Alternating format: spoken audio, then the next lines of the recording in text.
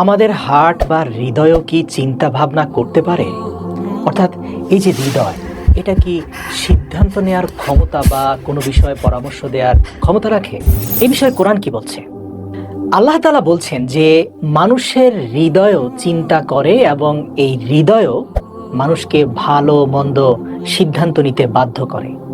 এটি কোরআনুল কারীমের এমন একটি সিদ্ধান্ত বা এমন একটি মেসেজ যা বর্তমান চিকিৎসা বিজ্ঞানকে ব্যাপকভাবে নাড়া দিয়েছে।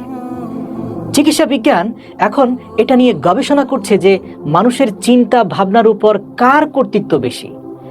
এতদিন ধরে যে আমরা ভেবে আসছি সকল চিন্তা ভাবনার কেন্দ্রবিন্দু মস্তিষ্ক, সেই মস্তিষ্কের কর্তৃত্ব বেশি নাকি আমাদের হৃদয়ের কর্তৃত্ব বেশি? দর্শক, আসুন কোরআন ও চিকিৎসা বিজ্ঞানের আলোকে এই প্রশ্নের উত্তর জানার চেষ্টা করব এই পুরো ভিডিওতে।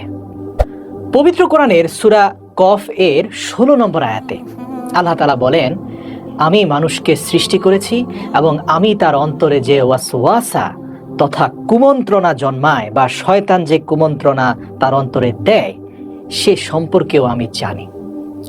এখানে ওয়াসওয়াসা অর্থাৎ কুচিন্তা বা সন্দেহ, যা মূলত আমরা জানি যে এটি ব্রেইনের কাজ, এটা ব্রেইনেই উৎপত্তি হয় বা শয়তান এটা ব্রেইনেই দেয়। কিন্তু আল্লাহ তাআলা এই আয়াতে বলছেন যে ওয়াসওয়াসা আমাদের হৃদয়ে জন্ম নেয়, ব্রেইনে না। এই আয়াতের পরের অংশে আল্লাহ তাআলা বলেন, আমি মানুষের গর্দানের রগের চেয়েও তার অধিক নিকটবর্তী। এখানে আপনাদের জানিয়ে রাখি যে এই যে গর্দানের শিরা, মানুষের ব্রেনের সবচেয়ে গুরুত্বপূর্ণ অংশ, কিন্তু এটা সরাসরি ব্রেনের সাথে কানেক্টেড। তো এই ঘাড়ের রগটি মানুষের সমস্ত চিন্তা ভাবনা, বিশ্বাস, এমনকি অন্তরে আসা ওয়াসওয়াসা বা কুমন্ত্রণা সম্পর্কেও ধারণা রাখে। অন্য জায়গায় পবিত্র কোরআনের সূরা মুলক এর 13 নম্বর আয়াতে আল্লাহ তাআলা বলেন, তিনি মানুষের অন্তরের অবস্থা জানেন। অবশ্যই যিনি এই অন্তর তৈরি করেছেন তিনি কি অন্তরের অবস্থা জানবেন না? এরপর আল্লাহ তাআলা বলেন, তাদের হৃদয় আছে কিন্তু তারা তা নিয়ে চিন্তা ভাবনা করে না। এই আয়াতটি আক্ষরিক অর্থে বলে দিচ্ছে যে মানুষের হৃদয়ও চিন্তা করে, মানে মানুষের মস্তিষ্ক না, আসলে চিন্তা করে হৃদয়। মানুষের হৃদয় বুঝতে পারে। আপনাদের জানিয়ে রাখি, চিকিৎসা বিজ্ঞান এখন পর্যন্ত এটাই জানতো যে মানুষের হৃৎপিণ্ডের একমাত্র কাজ হচ্ছে শরীরের ভিতরে রক্ত পাম্প করা, কিন্তু আসলে তা নয়। কারণ সম্প্রতি গবেষণা অনুসারে মানুষের হৃৎপিণ্ড একটা স্বাধীন এবং পরিপূর্ণ অঙ্গ, যাকে ইংরেজিতে বলা হয় ইন্ডিপেন্ডেন্ট অ্যান্ড কমপ্লিট অর্গান। মানে ব্রেনের সাহায্য ছাড়াই চলতে পারে আমাদের এই হার্ট। এর কারণ কি জানেন? কারণ এই হার্টেরও নিজস্ব একটা ব্রেন ফাংশন আছে এবং এর নিজস্ব আলাদা স্মৃতি বা মেমোরি সিস্টেম আছে।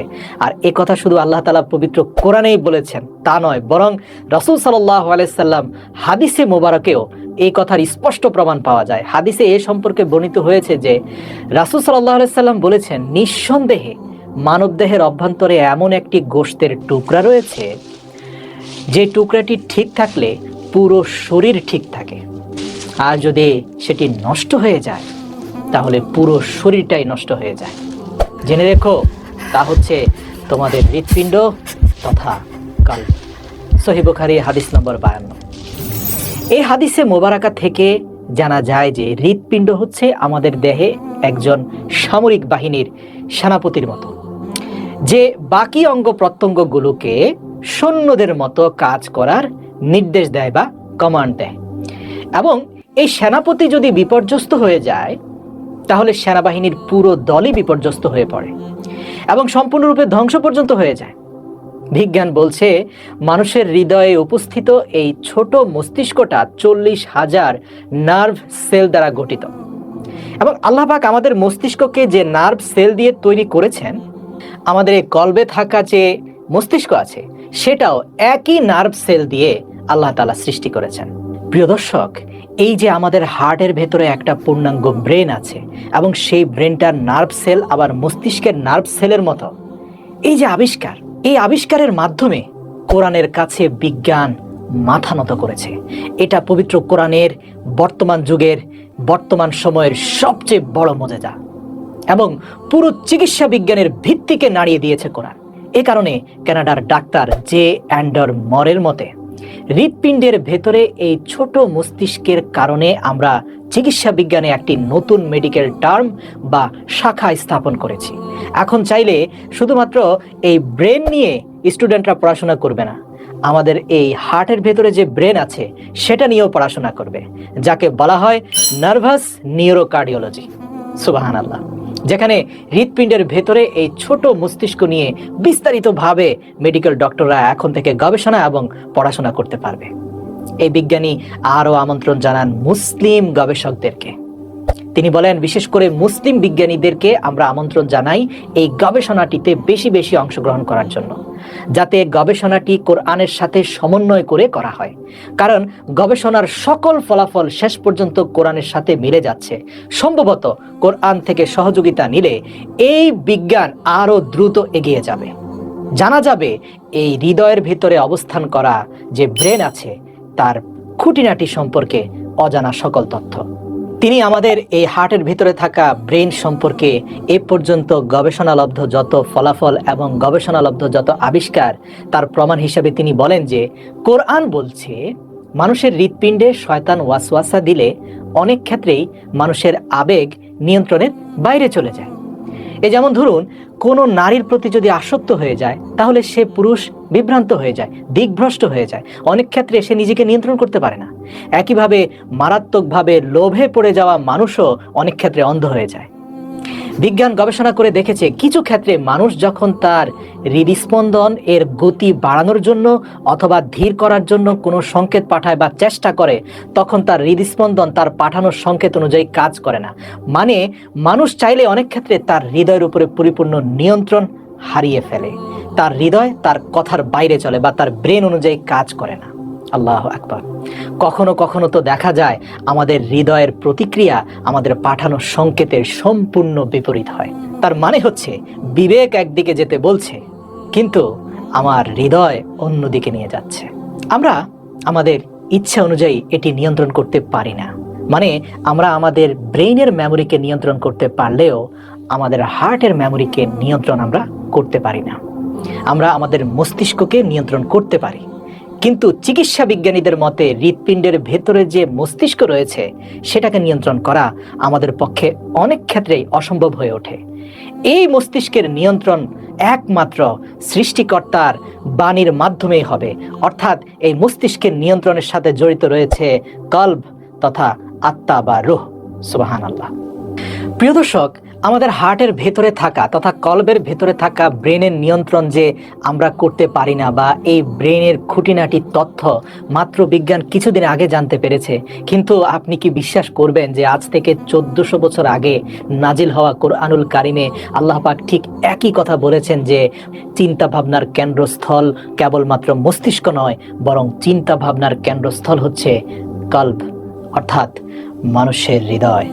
এজন্যই পবিত্র কোরআনে প্রশান্ত আত্মার কথা বলা হয়েছে, যে আত্মা সব সময় ঠান্ডা থাকে, শান্ত থাকে, সে কখনো দুশ্চিন্তাগ্রস্ত হয় না।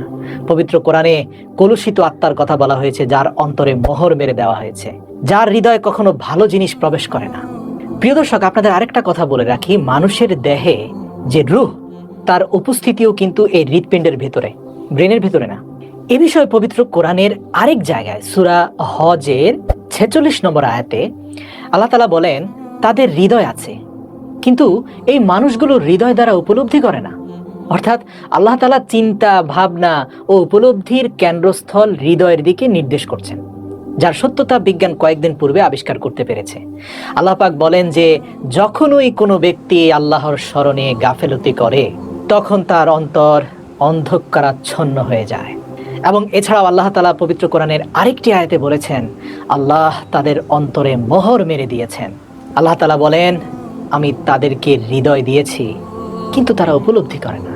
লক্ষ্য করুন, এই সমস্ত কথাই আধ্যাত্মিক, শারীরিক নয়।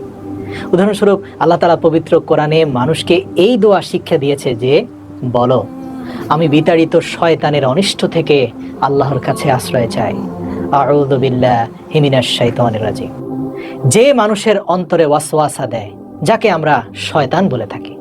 এখন আমরা তো জানি যে ওয়াসওয়াসা বা সন্দেহ এটা আমাদের চিন্তা ভাবনা সংক্রান্ত বিষয়। মানে এতদিন জানতাম যে এটা পরিপূর্ণই আমাদের মস্তিষ্ক সৃষ্ট, কিন্তু বিজ্ঞানও আজ কোরআনের কাছে মাথা নত করে তাদের গবেষণাকে সাবমিট করে দিয়েছে। তারা বলছে না, কোরআনই সত্য। আসলে এই ওয়াসওয়াসা সেই মেমোরি বা সেই স্মৃতিশক্তির উপরে প্রভাব বিস্তার করে যেটা ব্রেনে নয়, বরং আমাদের হৃদয়ে রয়েছে। এবং এখানে আল্লাহ তাআলা স্পষ্টভাবে আমাদের হৃদয়ের কথাই বলছেন, হৃদয়ের ভিতরে থাকা সেই ব্রেনের কথা বলছেন। প্রিয় দর্শক, এই পুরো ব্যাপারটাই আধ্যাত্মিক। পবিত্র কোরআন যে বিষয়টার ব্যাখ্যা পরিপূর্ণরূপে দিতে পারবে, এর ব্যাখ্যা শুধুমাত্র দিতে পারবেন তিনি, যিনি মানব সত্তা সৃষ্টি করেছেন, মানুষের হার্ট, কিডনি, ব্রেইন সকল কিছু সৃষ্টি করেছেন। আর এর জন্যই তিনি কোরআনে বলেছেন, তিনি কি সে সম্পর্কে জানবেন না যা তিনি নিজ হাতে তৈরি করেছেন। যাদের হার্ট ট্রান্সপ্লান্ট করা হয়, মানে হৃদয় প্রতিস্থাপন করা হয়, তো হার্ট ট্রান্সপ্লান্ট করে ভিন্ন কোনো হার্ট যদি রিপ্লেসও করা হয়, তাহলে ওই ব্যক্তির ব্যক্তিত্বের পরিবর্তন ঘটে না, তার আবেগ অনুভূতির কোনো পরিবর্তন ঘটে না। এখানে কারণ কি জানেন? কারণ তার শরীরের অঙ্গ পরিবর্তন করা হয়েছে, কিন্তু সেই ব্যক্তির রুহের কোনো পরিবর্তন করা হয়নি। যেহেতু আমাদের হৃদয় ভালো এবং খারাপ চিন্তা ও সব ধরনের পাপের কেন্দ্র, এই কারণেই শৈশবেই হয়তো হযরত জিবরাইল আলাইহিস সালাম নবী করিম সাল্লাল্লাহু আলাইহি ওয়াসাল্লামের সিনা মোবারক চিড়ে, অর্থাৎ বুক ফেড়ে হুজুর সাল্লাল্লাহু আলাইহি সাল্লামের দেহ মোবারক থেকে হার্টকে বের করে তা জমজমের বিশুদ্ধ পানি দিয়ে ধুয়ে পুনরায় আগের মতো নবী সাল্লাল্লাহু আলাইহি সাল্লামের বুকে স্থাপন করে দিয়েছিলেন। আল্লাহর এই আদেশ মোটেও উদ্দেশ্যহীন ছিল না, কারণ রূহ মানুষের অন্তরে এমনভাবে মিশে থাকে যেমন গোলাপের পাপড়ির ভেতরে লাল রং এবং কয়লার ভেতরে নিভু নিভু আগুন বসবাস করে। আর এই রুহের কেন্দ্র হলো মানুষের হৃদয়, আর মানুষের শারীরিক অস্তিত্বের কেন্দ্র হচ্ছে মানুষের ব্রেন। কোরআনে কারিমে আল্লাহ পাক মানুষকে স্পষ্টভাবে বলেছেন যে যখন মানুষ ঘুমন্ত অবস্থায় থাকে, তখন আল্লাহ পাক তার রূহকে সাময়িকভাবে কবজ করে নেন, এবং যে ব্যক্তির মৃত্যু খুব সান্নিকটে, তার রূহ আলমে আরোহাতে চলে যায়। অপরদিকে যার মৃত্যুর সময় এখনো আসেনি, তার রূহকে সকালবেলা ঘুম থেকে ওঠার সাথে সাথে তার দেহে ফিরিয়ে দেওয়া হয়, যার কারণে সে জেগে উঠতে পারে। এভাবে মৃত্যু আসা পর্যন্ত প্রতিদিন সকালে তার রূহ তার দেহে ফিরে আসে। হৃৎপিণ্ডের এই ছোট মস্তিষ্কটি নিজে থেকেই পরিচালিত হয়, এবং এটি শুধুমাত্র সিগন্যাল বা তথ্য সঞ্চয়ই করে না, আমাদের এই হৃৎপিণ্ডে থাকা মেমোরি তথা ব্রেইন প্রত্যেকটা তথ্যকে অনুভবও করতে পারে। এজন্যই মানুষ বলে থাকে হৃদয় দিয়ে ভালোবাসি বা হৃদয় দিয়ে ঘৃণা করি। প্রিয় দর্শক, মানব হৃদয়ের আবেগ অনুভূতির সব কিছুর কেন্দ্রস্থল কিন্তু আমাদের এই হৃদয়। আর এই জন্যই যদি আপনি এই হৃদয় এবং এর মধ্যে উপস্থিত রুহের প্রশান্তি চান, তাহলে আপনার হৃদয়ের স্রষ্টার নাম স্মরণ করুন, যিনি এই হৃদয়কে সৃষ্টি করেছেন। একমাত্র তিনি আপনার অন্তরকে ঠান্ডা করে দিতে পারবেন, কারণ তিনি জানেন এই অন্তর কিভাবে ঠান্ডা হয়, কারণ এই অন্তর তিনি সৃষ্টি করেছেন। আর তিনি তার পবিত্র কোরআনে বলেছেন, হৃদয়ের শান্তি কেবলমাত্র আল্লাহর জিকিরের মাধ্যমে পাওয়া যায়। তাই আসুন, যাদের অন্তর অস্থিতিশীল, যাদের অন্তরে শান্তি নেই, দিল থেকে পড়ুন সুবহানাল্লাহ, আলহামদুলিল্লাহ, লা ইলাহা ইল্লাল্লাহু, আল্লাহু আকবার। নিঃসন্দেহে আল্লাহর জিকির তথা আল্লাহর স্মরণ মানব হৃদয়কে প্রশান্ত করে। আল কোরআন।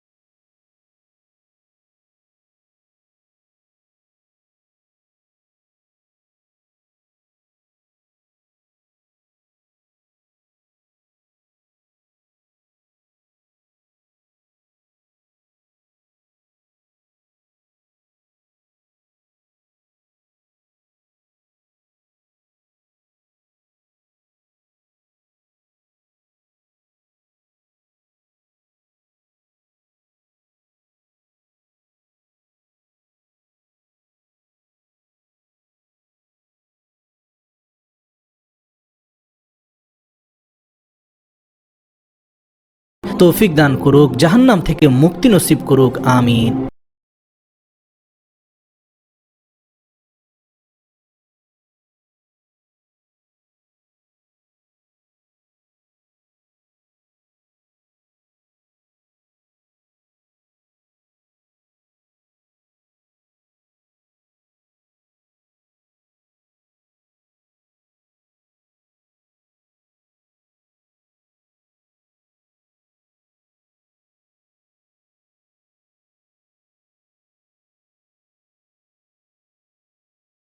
পদ ও ভোগ বিলাস কোনো উপকারে আসবে না।